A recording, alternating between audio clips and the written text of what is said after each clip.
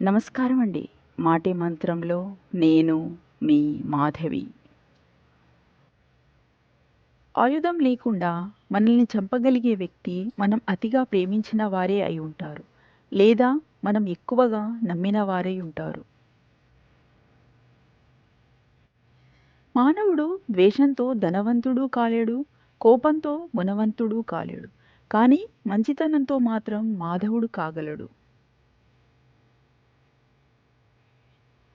చిరునవ్వు, మౌనం 2 గొప్ప ఆయుధాలు. చిరునవ్వుతో చాలా సమస్యలను పరిష్కరించుకోవచ్చు. మౌనంతో చాలా సమస్యలను రాకుండా చేసుకోవచ్చు. ఆశపడి బాధపడడం కంటే ఏమీ ఆశించకుండా ప్రశాంతంగా ఉంటే దానిని మించిన ఆనందం వేరొకటి లేదు. ఎవరి గురించి ఎక్కువగా ఆలోచించకు. మనశ్శాంతిని దూరం చేస్తుంది. ఏమి జరిగినా దేవుడి నిర్ణయమని భావించు. అప్పుడు ప్రశాంతంగా ఉంటావు. అవసరమైతేనే మాట్లాడు, లేదంటే నిశ్శబ్దంగా ఉండు.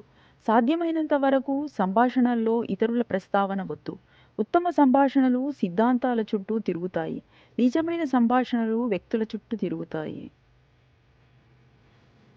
మనసు అదుపులో ఉంటే ఆనందం ప్రతిక్షణం నీ వెంటే. ఓపికతో ఉండేవారు ఎప్పుడూ ఓడిపోరు. ఓపిక పట్టి చూడు, జీవితం చాలా నేర్పిస్తుంది. మౌనాన్ని మించిన సమాధానం, ధైర్యాన్ని మించిన ఆయుధం, సహనాన్ని మించిన గుణం లేదు. బలమైన నిర్ణయం తీసుకోకపోతే భవిష్యత్తు బలహీనపడుతుంది. పుకార్లు శత్రువుల ద్వారా పుట్టి, అజ్ఞానుల ద్వారా పాకి, మూర్ఖుల ద్వారా అంగీకరించబడతాయి. కోపం హద్దులు దాటుతున్నప్పుడు మాటలతో ఎప్పుడు సమాధానం చెప్పకు. ఎందుకంటే నీ మౌనాన్ని మించిన సమాధానం మరొకటి లేదు. మీ అసూయ ఇతరులకు కొంత ఇబ్బంది పెట్టవచ్చునేమో కానీ మిమ్మల్ని మాత్రం నిలువునా దహిస్తుంది. అందుకే ఎవరి మీద అసూయ పడకండి.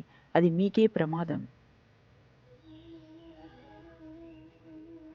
జీవితంలో మీరు ఏమి సాధించారు అని అడిగితే ₹1,00,00,000 సంపాదించాము అనే వారికన్నా కన్నతల్లి కన్నీరు కార్చకుండా చూసుకున్నామనే వారే గొప్ప ధనవంతులు. ఏనుగు తన దారిలో తాను వెళ్తున్నప్పుడు చిన్న ఎలుక ఎదురైనా సరే ఆగుతుంది. అది దాని దయాగుణమే కానీ బలహీనత కాదు. అలాగే ఉత్తములు ఎవరిన్ని అన్నా పట్టించుకోరు.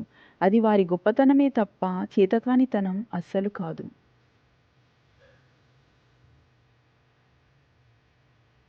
స్వచ్ఛమైన మనసున్న వాళ్ళు అన్ని విషయాలు బయటకు చెప్పేస్తారు. మనసులో ఏదీ దాచుకోరు. వాళ్లకు ప్రేమించడం తప్ప నటించడం రాదు. వాళ్ళ కోపం క్షణకాలం, వాళ్ళ ప్రేమ జీవితకాలం.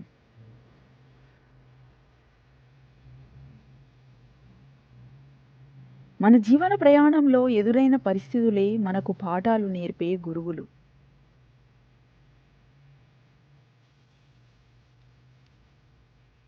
గొడవ జరిగినప్పుడు తప్పు నీదా నాదా అని ఆలోచించే వాళ్ళకంటే తప్పు ఎవరిది అయితే ఏముంది, నువ్వు నాకు కావాలి అనుకొని క్షమాపణ చెప్పాలి అనుకునే వారి ప్రేమ దొరకాలంటే ఎంతో అదృష్టం ఉండాలి.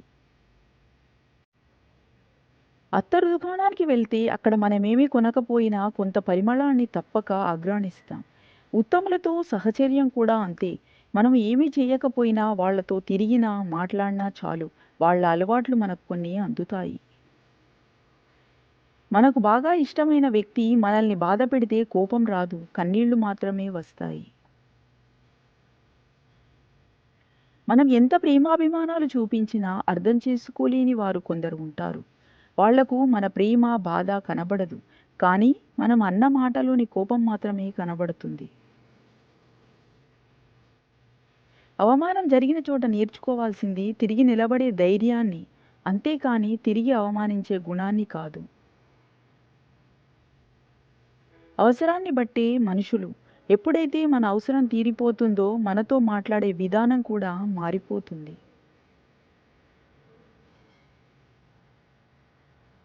బొగ్గుని వేడిగా ఉన్నప్పుడు తాకితే చేయి కాలుతుంది. చల్లగా ఉన్నప్పుడు తాకితే చేతికి మసి అంటుతుంది. అలాగే పనికి మాలిన వాళ్ళతో స్నేహం ఎలా చేసినా మనకే ముప్పు. అనుభవం అంటే భూమి పుట్టకముందు పుట్టడం కాదు. ఏదైనా మాట్లాడే ముందు ఎదుటి వ్యక్తి మనసు నొచ్చుకుంటుందా అని ఆలోచించి మాట్లాడే బుద్ధి ఉండడం. అది లేనప్పుడు ఎంత అనుభవం, వయసు ఉన్నా వ్యర్థమే. చచ్చాక వచ్చి మట్టి వేసే బంధాల కన్నా బ్రతికి ఉన్నప్పుడు వచ్చి పలకరించే బంధాలు గొప్పవి. వేరే వాళ్ళు ఇబ్బంది పడినా పర్వాలేదు, నేను ఇబ్బంది పడకూడదనేది స్వార్థం. నేను ఇబ్బంది పడినా పర్వాలేదు, నా వల్ల వేరే వాళ్ళు ఇబ్బంది పడకూడదు అనేది మంచితనం. సో ఎలా ఉండాలి అనేది మీరే నిర్ణయించుకోండి.